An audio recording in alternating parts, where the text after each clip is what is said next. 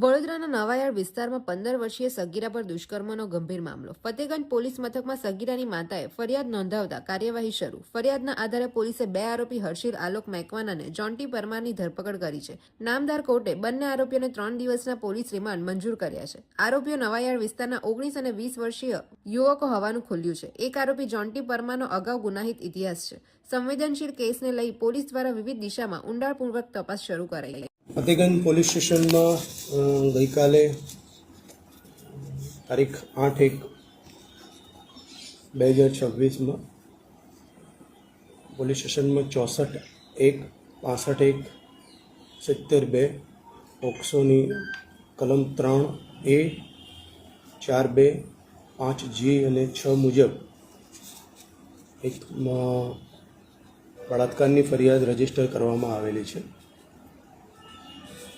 એ અંતર્ગત જે ફરિયાદમાં જાહેર કરવામાં આવેલું છે, 2 આરોપી દ્વારા 15 વર્ષની એક સગીરા છે જે મૂળ ઉત્તર પ્રદેશની છે અને સગીરા ઉપર આરોપીઓ દ્વારા બળાત્કાર કરવામાં આવેલો.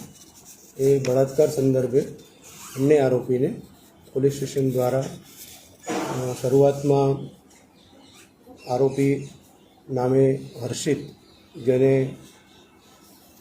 રાઉન્ડઅપ કરીને બાદમાં એરેસ્ટ કરવામાં આવ્યો અને પોલીસની વિવિધ જુદી જુદી ટીમો બનાવી અને અન્ય આરોપીને પણ ગણતરીના કલાકમાં ઝડપી પાડી એને પણ મોડેથી એરેસ્ટ કરવામાં આવ્યો છે. બંને આરોપી જે છે એમને કોર્ટમાં પ્રોડક્શન કરી આ કામે નામદાર કોર્ટમાં રિમાન્ડ માગતા બંને આરોપીના 3 દિવસના રિમાન્ડ જે છે એ મળ્યા છે. અત્યારે હાલ અલગ અલગ વિવિધ દિશામાં તપાસ ચાલુ છે. બંને આરોપી પોલીસ કસ્ટડીમાં છે. પૂછપરછ બાદ આગળની તપાસ જે છે એ કરવામાં આવશે. બંને આરોપી કોણ છે, ક્યાંના રહેવાસી છે, કેટલી ઉંમર છે, શું કરી રહ્યા છે?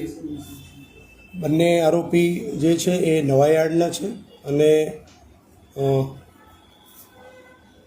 બંનેની ઉંમર આશરે 19-20 વર્ષની ઉંમર જે છે એ જણાયેલ છે અને તપાસ કરતાં બંને આરોપી હાલમાં કોઈ પ્રકારનું પ્રવૃત્તિ અથવા કોઈ પ્રકારનું કાર્ય કરતા હોય કે નોકરી કરતા હોય એવી કોઈ વિગતો પ્રાપ્ત થઈ નથી. પરંતુ બંને આરોપી જે છે એમાંથી એક આરોપી નામે જોન્ટી જે છે એ ગુનાહિત ભૂતકાળ ધરાવે છે. એના વિરુદ્ધમાં 2 ઓફેન્સ પણ રજીસ્ટર થયેલ છે અને એ જ ગ્રાઉન્ડ જે છે અલગ અલગ બીજા એના આધારે કોર્ટમાં રિમાન્ડ માગીને બંનેના 3 દિવસ રિમાન્ડ મેળવ્યા છે. એમાં જે આરોપી હર્ષિત છે એ સગીરા જે છે એની સાથે થોડા સમયથી પરિચિતમાં હતો એવું તપાસ દરમિયાન મળેલું છે. પરંતુ સગીરા જે છે 15 દિવસ પહેલાં જ એ યુપીથી અહીંયા આવે છે. એકાદ વખત મળ્યા છે એવી હકીકત મળી છે. પણ બંને આરોપી પૈકી હર્ષિત જે છે એને સગીરાને પોતાના ઘર પાસે બોલાવી એના ઘરથી નજીક આવ્યા પછી એને ફરિયાદમાં જે જાહેર કર્યું છે પ્રમાણે બળજબરીથી એને અંદર લઈ જઈ અને બાદમાં એના બીજા મિત્ર આરોપી જોન્ટીને બોલાવી અને બંને દ્વારા રેપ કરવામાં આવેલો છે એવી હકીકત પોલીસને જાહેર કરતાં બંનેને અટક કર્યા છે. કેટલા વાગે બોલાવવામાં આવ્યા હતા? કેટલા જે પરિવારનો આક્ષેપ છે કે 3-4 કલાક બાંધી રાખવામાં આવ્યું, તેમાં હકીકત શું છે? અને કોઈના દ્વારા તેમને બહાર નીકળવામાં આવે તેમાં હકીકત શું? બંને આરોપી જે છે ફરિયાદમાં જે જાહેર કર્યું છે સગીરાએ એ પ્રમાણે આશરે 11:30 થી 12 કલાકથી 2:30 થી 3 વાગ્યા સુધી લગભગ 2 થી 3-3.5 કલાક જેટલા સમયગાળા દરમિયાન એને ઘરમાં આ રીતે ગોંધી રાખી અને આ પ્રકારનું કૃત્ય કર્યું છે એવી ફરિયાદમાં જે છે ઉલ્લેખ કરે છે અથવા એવી જાહેરાત કરે છે. અને એ દિશામાં જ તપાસ કરી અને પછી સગીરા જે છે એનું મેડિકલ તપાસણી કરાવવા માટેની અત્યારે હાલ પ્રક્રિયા ચાલુ છે. બંને જે દુષ્કર્મના આરોપી જે છે એમને એના કામે અરેસ્ટ કરવામાં આવ્યા છે. સોરી, ના, એવું કોઈ પ્રકારની હકીકત હજુ સુધી ધ્યાનમાં આવેલી નથી. જે આ ઘર છે એ હર્ષિલનું મકાન છે. એ એની માતા સાથે રહે છે. એની માતા જે છે એ આવી રીતે ઘરકામ કરીને પોતાનું ગુજરાન ચલાવે છે. એ પ્રકારની હકીકત જાણવા મળી છે. ભૂતકાળમાં કયા ગુના નોંધાયેલા છે તેના વિરુદ્ધમાં? એમાં જે અન્ય આરોપી છે જોન્ટી, એના વિરુદ્ધમાં 294 ખ 323 114 મુજબનો ગુનો નોંધાયો છે. ફતેગંજમાં જ અન્ય એક BNS 1152 296 351 3 અને 54 મુજબના એવા 2 ઓફેન્સ જે છે જોન્ટી વિરુદ્ધમાં નોંધાયેલા છે. પીડિતાને કોઈ ધમકી આપી? એ પ્રકારની કોઈ જે છે એ ફરિયાદ જે છે એમાંના જે કન્ટેન્ટ છે એ મુજબ અમે તપાસ કરી રહ્યા છીએ. પરંતુ બંને જે છે આમાં ખાસ કરીને હર્ષિલ જે છે એના એ સંપર્કમાં હતી, એને બોલાવવામાં આવી અને પછી એને બોલાવીને એની જોડે બળજબરીપૂર્વક દુષ્કૃત્ય કર્યું છે. એ પ્રકારની ફરિયાદ જે છે જાહેર કરવામાં આવી છે. છોડાવવાનો એને જાતે પોતાને પ્રયત્ન કર્યો હોય, પીડિતાએ ઉમાબૂમ કરી હોય? એ પ્રકારના કોઈ ફરિયાદમાં એવી જાહેરાત કરી નથી, પણ એ વધુ તપાસનો વિષય છે. આગળ ઊંડાણપૂર્વક તપાસ કરીશું. સ્વતંત્ર સાહેદોના નિવેદન અથવા આજુબાજુથી જે કોઈ અમને સાહેદો મળે છે એમના નિવેદન જે છે એ નોંધી અને આ બાબતે આગળની કાર્યવાહી કરીશું. દીકરીએ તેની માતાને કીધું પણ કે એની સાથે આવું થયું છે. એ જ્યારે દીકરી જે છે એ ઘરમાંથી બહાર આવતી હતી ત્યારે અન્ય એક મહિલા જે છે એ એને ત્યાં આ અવસ્થામાં જોઈ હશે, એટલે મહિલા એને રોકી અને એના કામે એની પૂછપરછ કરતા હતા. ત્યારે અન્ય એ વિસ્તારના લોકો ત્યાં આવી અને એને પૂછપરછ કરતાં એ દીકરી ગભરાઈ ગયેલી હતી. ત્યારબાદ એને પોલીસ સ્ટેશન લઈ જવામાં આવી અને પછી એની માતા અને એના પિતાને બોલાવીને ઊંડાણપૂર્વક પૂછપરછ કરી.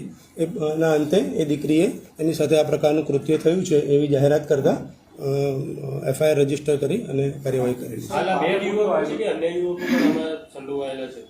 એ પ્રકારનો એ વિસ્તારના અન્ય લોકો આ પ્રકારનો આક્ષેપ કરતા હતા, પરંતુ એવી કોઈ હકીકત હજુ સુધી ધ્યાનમાં આવી નથી. એ દીકરી અને એની માતાએ જે અમારી સમક્ષ 2 આરોપીની જાહેરાત કરી છે એની બંને જે છે એની પૂછપરછ કરીને એને અટક કરેલા છે. અન્ય કોઈ આરોપીની જાહેરાત ફરિયાદમાં કરી નથી. કોઈ પ્રકારની સંડોવણી બીજા અન્ય કોઈની હશે તો એ દિશામાં ચોક્કસ કાર્યવાહી કરવામાં આવશે. સર, એક મુદ્દો કાલે ઉઠ્યો તો પોલીસે ફરિયાદ નહીં લીધી છે, આમાં કેટલું સત્ય છે? આક્ષેપ થઈ જશે.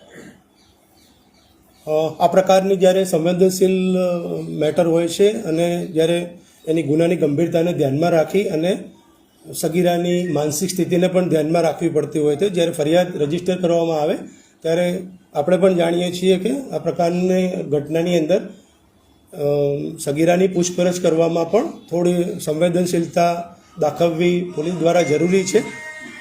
અને એ પૂછપરછ દરમિયાન જેટલા પણ એને અમને હકીકત જાહેર કરી છે એ પૂછપરછનો જે સમયગાળા છે એના કારણે ફરિયાદ જે છે એ રાત્રે દાખલ કરવામાં આવી છે, અન્યથા બીજા કોઈ તથ્ય નથી. કોઈ એવિડન્સ મળ્યા છે આપની તપાસ થઈ આ કાલથી અત્યાર સુધીમાં આવું ઘટના થઈ છે? ફરિયાદ ના થાય. જે સગીરા છે એના મેં કીધું એમ તબીબી ચકાસણી કરાવવામાં આવી છે અને ડૉક્ટર્સ દ્વારા એના જ્યારે પણ પુરાવા અમને આપવામાં આવશે એ દિશામાં કામ કરીશું. બીજું, જ્યાં આ પ્રકારનું કૃત્ય થયું છે એ જગ્યા જે છે એ અમે સીલ કરી છે, હાલ પોલીસની કસ્ટડીમાં છે. ત્યાં વધુ પુરાવા FSLને સાથે રાખી અને એકત્ર કરવાની કાર્યવાહી કરીશું. સાહેબ, આરોપીએ કોઈ કબૂલ કર્યું છે એવું કે એના દ્વારા કૃત્ય કરવામાં આવ્યું છે?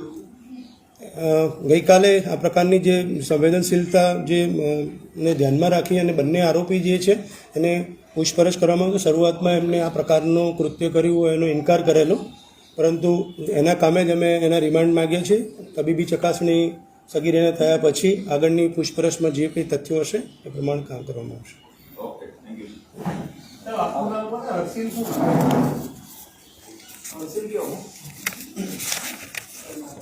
મારું આખા નામ